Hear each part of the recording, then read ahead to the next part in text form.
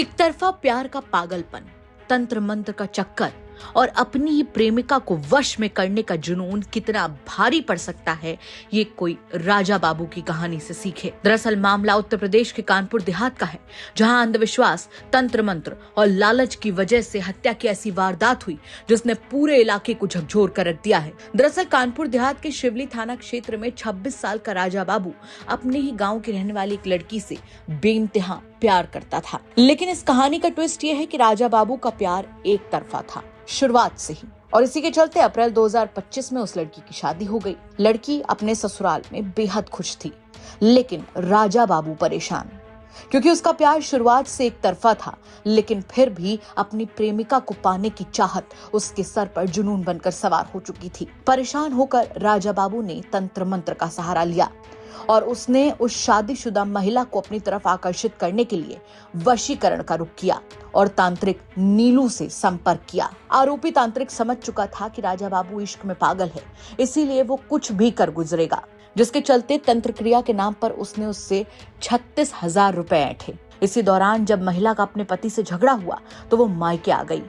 राजा बाबू को लगा कि उसकी तंत्र विद्या काम कर गई, लेकिन कुछ ही दिनों बाद लड़की दोबारा अपने ससुराल लौट गई तो राजा बाबू फिर से तंत्र क्रिया करवाने के लिए उतावला हो गया।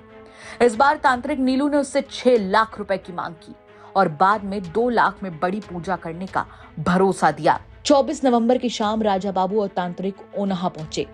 रास्ते में शराब और मिठाई खरीदकर सैयद बाबा मजार के पास खेत में पहुंचे। दोनों ने जमकर शराब पी और नशे में दोनों की बहस होने लगी। पुलिस पूछताछ में नीलू ने बताया कि उसे डर था कि अगर बहस बढ़ी तो उसका झांसा पकड़ में आ जाएगा।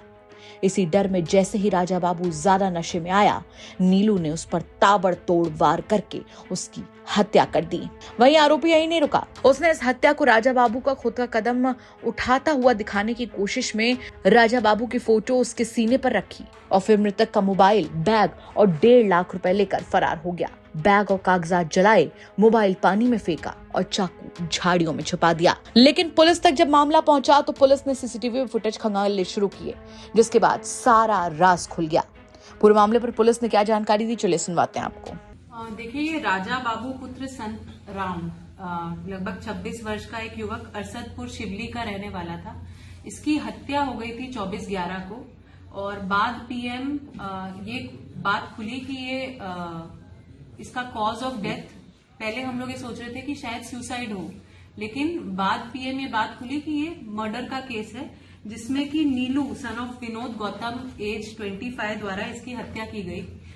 जिस घटना को खोलते हुए हमने आला कत्ल और सारी चीजें और अन्य जो भी चीजें हैं इसकी बरामद की, तो इसमें बात ये निकल के आई है कि राजा बाबू एक लड़की को पसंद करता था जिसकी अप्रैल महीने में शादी कहीं और हो गई और वो गांव से चली गई।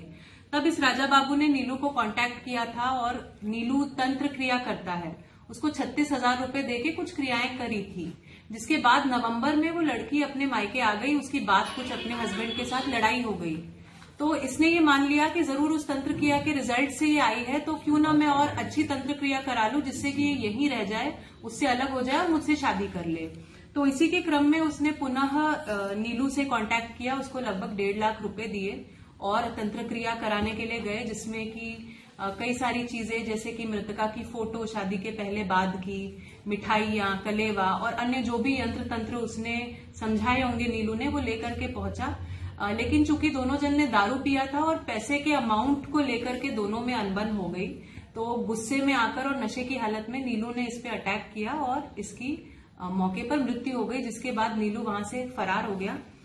कल हम लोगों ने 29 को नीलू को अरेस्ट कर लिया और उसकी निशादेही पे सारे जो भी आइटम्स उसने डिस्पोज किए थे, जिसमें कि आला कत्ल प्लस कुछ पेपर्स जो उसने जलाए थे, मृतक का मोबाइल, इन सब चीजों को हमने कल रिकवर करके इसको हिरासत में ले लिया। किस पॉइंट से ये क्लू मिला और किस तरीके से खुलासा हुआ? 2 चीजों से क्लू मिला। एक तो पीएम में जो कॉज ऑफ डेथ जिस तरह से आया वो सुसाइड नहीं लग रहा था, और उसके बाद फैमिली मेंबर्स ने, जो मृतक के फैमिली मेंबर्स है, उसने ये बताया कि इसने फोन करके नीलू ने ही इसको बुलाया था।